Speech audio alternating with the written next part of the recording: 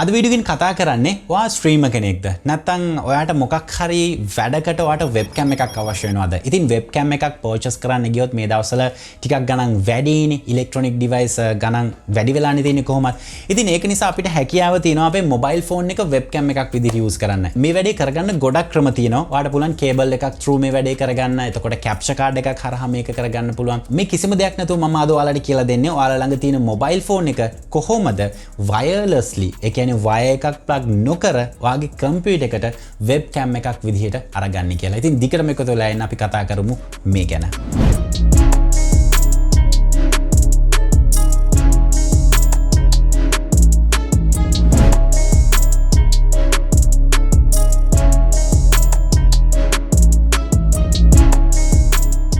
හැමදාමත් වගේ මතක් කරනවා අපි subscribe කරේ නැත්නම් මේ දැන්ම subscribe කරලා එකතු වෙන්න. bell notification එක press කරොත් ඔයාලට හැකියාව තියෙනවා අපි content එකක් upload කරපු සැනින්ම ඒ ගැන දැනුවත් වෙන්න. වැඩි කතා නැතුව අපි යමු screen එකට. හරි මුලින්ම ඔයාලට කරන්න තියෙන්නේ යන්න මෙන්න මේ website එකට. ඔයාලට පේනවා ඇති මේ website එක තියෙන්නේ video.ninja කියලා. මම description එකේ link එක note down කරලා තියන්නම්.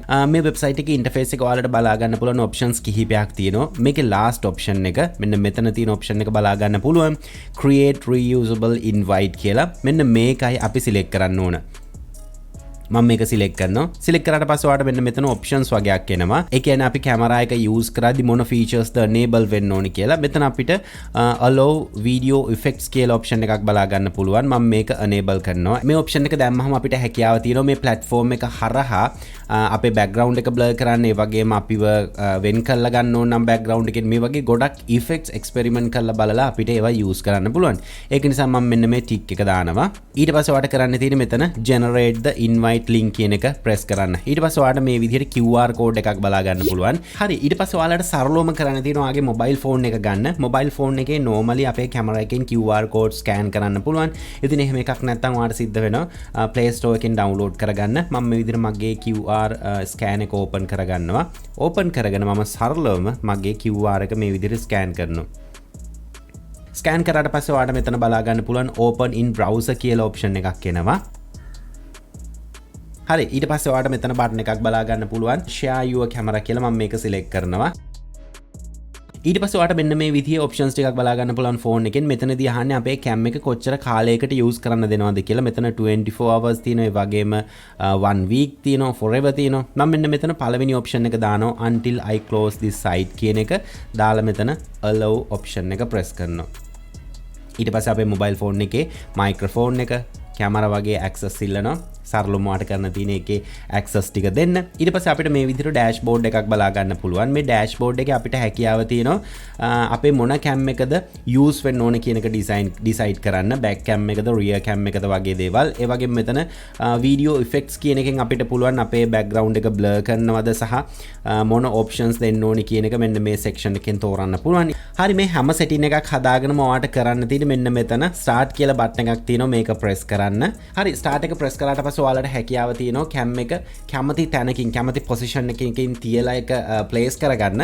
ඊට පස්සේ මම නැවතත් යනවා මගේ desktop එකට. desktop එකට ගියාට පස්සේ ඔයාලට පේනවා ඇති මේ QR එකට යටින් OBS browse source link කියලා තියෙනවා. මම මේක select කරනවා. select කරාට පස්සේ ඒක automaticallyම මගේ clipboard එකට copy වෙනවා. හරි ඊට පස්සේ මම කරන්නේ browser එක minimize කරගෙන මම OBS studio එක open කරගන්නවා. open කරගෙන මම මෙතන plus icon එක select කරනවා. ඉතින් මම OBS studio ගැන deep කතා කරන්න යන්නේ නැහැ. මොකද මම කලින් මේ ගැන කතා කරලා තියෙන නිසා. ඊට පස්සේ මම කරන්නේ මෙතන source window එකේ plus icon එක select කරනවා. select කරලා මෙතන browser කියන option එක press කරනවා. ඊට පස්සේ මෙතන එන default name එකම දෙනවා. නැත්නම් අපිට පුළුවන් මේක rename කරන්න කිසිම ප්‍රශ්නයක් නැහැ. මම මේක okay කරගන්නවා. okay කරාට පස්සේ ඔයාලට මේ විදිහේ interface එකක් appear වෙනවා. මෙතන පහතටම ආවහම ඔයාලට පේනවා ඇති URL කියලා section එකක් තියෙනවා. මේක highlight කරලා delete කරගන්න. ඔයාලට මතකද අපි URL එකක් copy කරගත්තා. අන්න ඒක මෙතනට paste කරන්න. හරි link එක paste කරලා මෙන්න මේ යටට එන්න. මේ යට tick එකක් බලා ගන්න පුළුවන් control audio via OBS කියලා. ඒ කියන්නේ මේකේ වීඩියෝ එකත් එක්කම අපේ audio feedback එකත් computer එකට එනවා. ඉතින් ඒක අපිට control කරන්න පුළුවන්. බැරි වෙලාවත් අපි computer එකට හොඳ mic එකක් දීලා තියෙනවා නම් අපිට පුළුවන් ඒ mic එක අපේ audio source එකට ගන්න. right.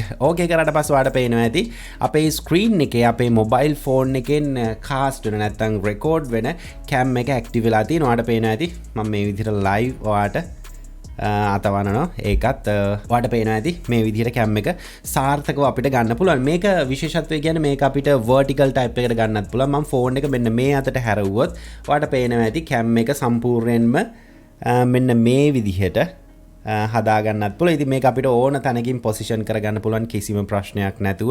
right. ඉතින් මේක Streamlab OBS එකෙත් මේ විදිහටම කරන්න පුළුවන්. කිසිම ප්‍රශ්නයක් නැහැ. මම ඒක ගැන අද කතා කරන්නේ නැහැ. මම හිතනවා මේක ගැන idea එකක් දුන්නාම ඔයාට ඒක normally clear කරගන්න පුළුවන් වෙයි කියලා. ඉතින් මේ විදිහට හැකියාව තියෙනවා ඔයාගේ mobile phone එකේ cam එක ඔයාගේ computer එකට connect කරගන්න wirelessly. විශේෂත්වය ඒක තමයි. ඉතින් මෙතනදී ඔයාගේ front cam එක back cam එක මේ ඕනම එකක් access කිරීමේ හැකියාව තියෙනවා. මම විශ්වාස කරනවා ටියුටෝරියල් එකකින් ඔයා අනිවාර්යෙන්ම වැදගත් දෙයක් ඉගෙන ගන්න ඇති කියලා. ඉතින් ආයෙත් අලුත් ටියුටෝරියල් එකක් අරන් මේ බලාපොරොත්තු ඇතුව මම sign out වෙනවා. මම SG Fernandez ඔයාලා හැමදෙනෙක්ටම සුබම සුබ දවසක්. So he's been looking for somebody who could save him instead of searching inside for what they gave him. A strong will, strong mind causes mayhem. We could change the world, change times, rearrange them. Staying on pace, running the race. Life is a chase, I don't want a place, I wanna be first. Work till it hurts, dehydrated thirst till I'm in a hearse.